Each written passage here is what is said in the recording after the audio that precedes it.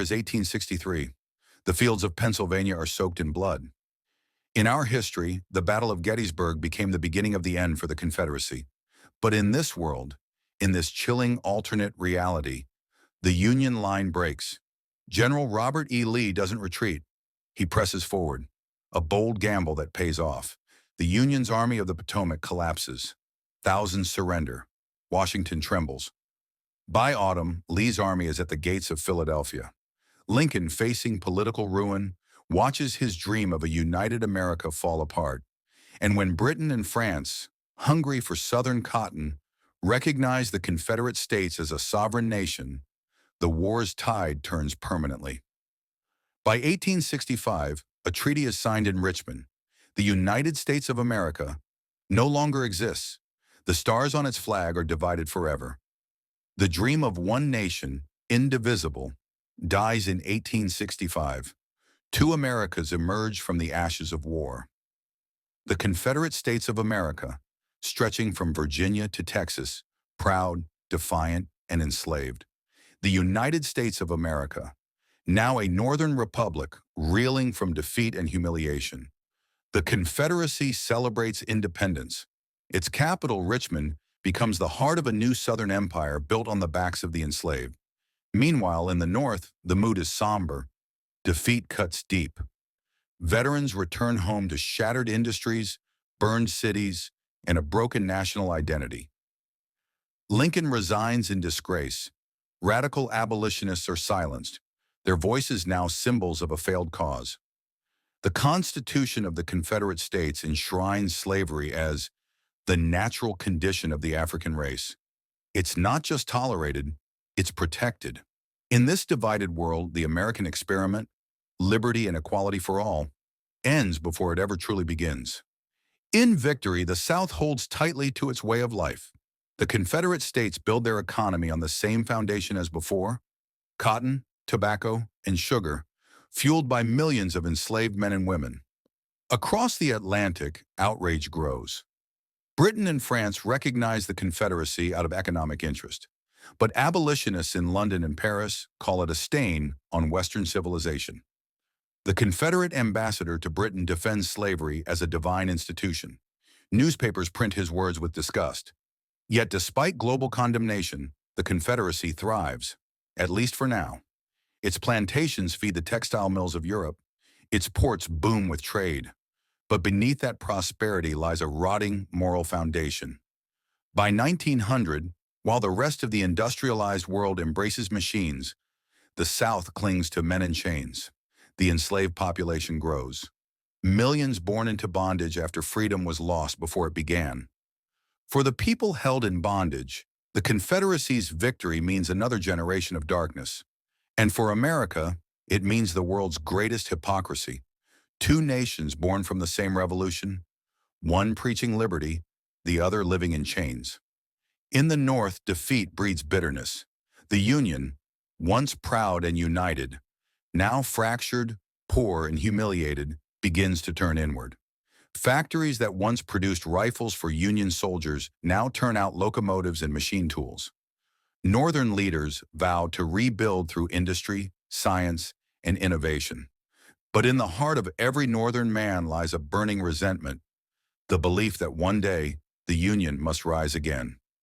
By the 1880s, Northern newspapers whisper of revenge. Young men grow up hearing stories of Gettysburg, not as a defeat, but as a debt to be repaid.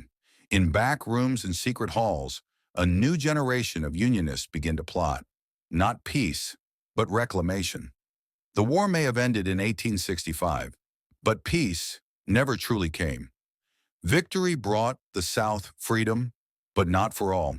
The Confederate dream was built on aristocracy, a world where wealth and power belonged to a few, and labor, enslaved or poor, served beneath them. By the late 19th century, the Confederate States of America resembled a feudal kingdom more than a modern republic. Plantation barons held vast political influence, their families intermarrying to form dynasties. Below them, millions of enslaved laborers, and an enormous class of poor whites, too impoverished to own land, bound to their debts in the fields. Cities like Charleston and New Orleans grew, But they were islands of opulence in a sea of poverty. While the North forged iron and steel, the South harvested crops and clung to the past. The Confederacy called it tradition.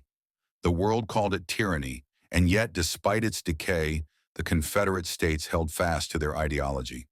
They believed that hierarchy was natural, that freedom, equality, and democracy were dangerous ideas born of Northern corruption. In that storm of arrogance and ignorance, a new kind of slavery began, one not of chains, but of minds. By 1885, the Confederacy had stabilized its borders, but ambition burned in its leaders.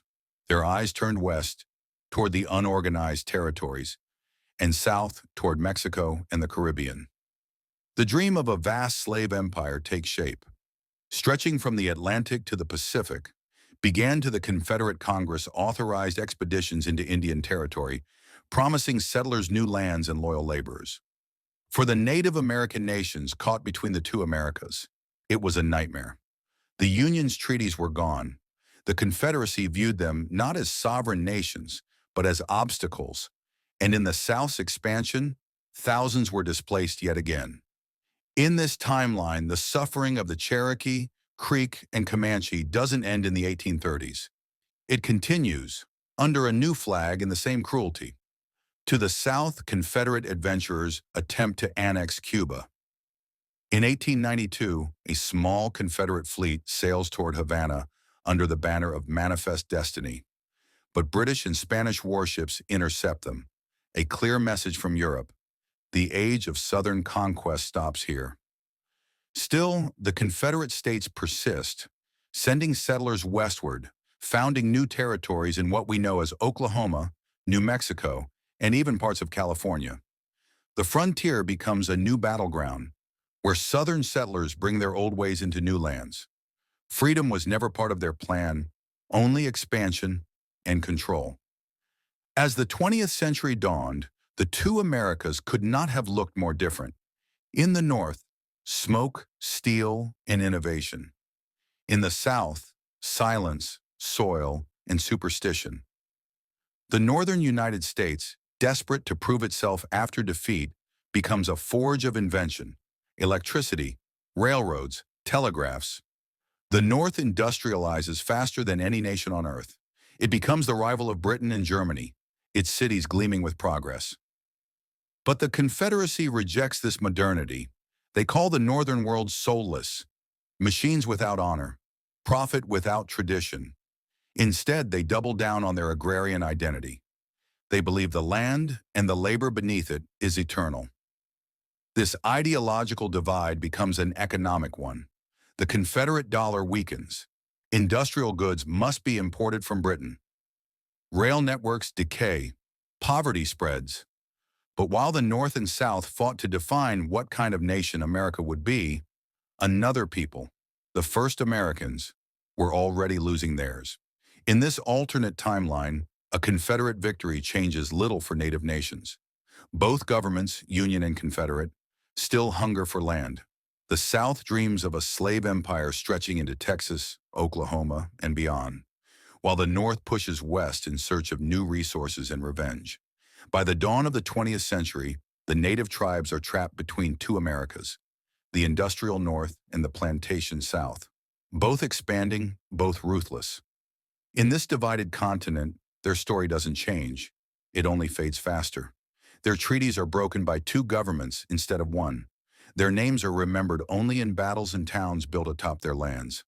In the world where the Confederacy won, Native America might have disappeared from history books entirely. But in our world, the real one, they endured. And their survival stands as a quiet defiance to the empire that never was. By 1910, whispers of unrest echo through Confederate cities. Poor whites riot against the elite. Enslaved people, forbidden literacy but rich in spirit, begin to organize underground resistance networks. The seeds of rebellion are planted not in Washington, but in the cotton fields of the Deep South. In the North, progress is measured by steel and science. In the South, by obedience and blood. And between them, the border hardens, not just a line on a map, but a wall between two worlds. By 1914, the world marches toward a new kind of war. In our timeline, the United States would rise as an arsenal of democracy. But in this world, two Americas face the century divided, suspicious, and unprepared. When Europe erupts in flames, both nations declare neutrality. The Northern Republic trades steel and munitions with Britain. The Confederacy sells cotton to whoever will buy. Britain, France, even the Kaiser's Germany. Each side grows rich while Europe bleeds. In 1917, German U-boats strike Confederate merchant ships. Richmond demands vengeance. But the Confederate government, still recovering from depression, hesitates. They fear another war would expose how weak their army has become. Meanwhile, the Northern Republic seizes opportunity. It joins the Allies late in the conflict, claiming the moral high ground and re-entering world politics. Northern troops fight under the old stars and stripes once again, but they march without the South. When the guns fall silent in 1918, the North sits at the victor's table. The Confederacy sits alone, isolated, outdated, and quietly afraid of what comes next. By 1925, slavery in name begins to crumble. International pressure, economic inefficiency, and the whisper of revolt force the Confederate Congress to act. They pass the Gradual Emancipation Act. Freedom, they say, will come in stages, but only for those who prove loyalty. In truth, it is slavery by another name. Freedmen's papers are revoked for trivial offenses. Sharecropping binds entire families to plantations they no longer belong to, but cannot leave. The rest of the world watches in disgust. Britain cuts trade ties. France withdraws recognition. Only a handful of reactionary regimes continue formal relations with the Confederate States. In the North, black refugees slip across the border seeking asylum. Entire communities appear overnight in Chicago, Detroit, and Boston, the so-called Second Underground Railroad. But each crossing risks death. Confederate patrols shoot those who run, calling them property until the day they die. In this world, there is no Martin Luther King, no Civil Rights Act, no March on Washington. There is only a whisper of rebellion carried by wind and song. By the 1930s, a new generation rules the Northern Republic.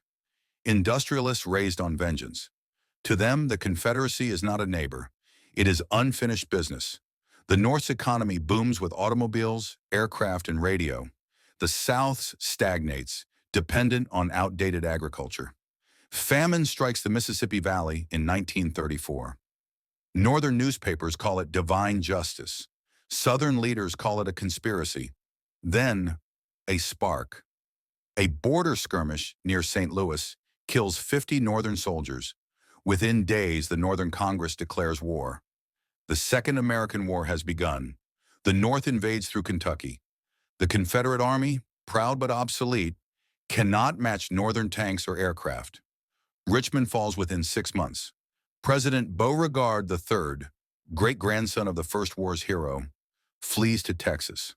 For the first time in 70 years, the stars of the old Union flag fly again over Southern soil. But victory does not mean unity. It means occupation. The Northern government promises reconstruction, this time with mercy. But generations of hatred cannot be undone with paper and speeches. Guerrilla warfare erupts in the Carolinas. Northern troops patrol streets that still whisper the old rebel songs.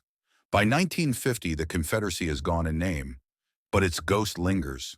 The North rebuilds highways and schools, but segregation persists through habit and fear. The dream of one nation reborn fades into bureaucracy. And yet, in the quiet corners of the South, something new stirs. A belief that perhaps freedom, once stolen, can be learned again. A century after the first shots at Fort Sumter, the scars remain. Had the Confederacy truly won and survived, the modern world would be poorer, darker, and less free. The split of the Union would have changed everything. No single superpower to face fascism. No United States to lead in science or human rights. The world might still measure freedom in shades of gray. In the end, the Confederacy could have won the war, but it could never have won the future. Because the power of a nation is not its armies or its flags. It is the idea that all men and women are created equal. Take that away, and the victory is already lost. This was the America that never was. And may it remain only in imagination. History is not just what happened, it's what could have happened. And perhaps that's the lesson of this alternate world, that victory without justice is no victory at all. In our reality, the Union endured.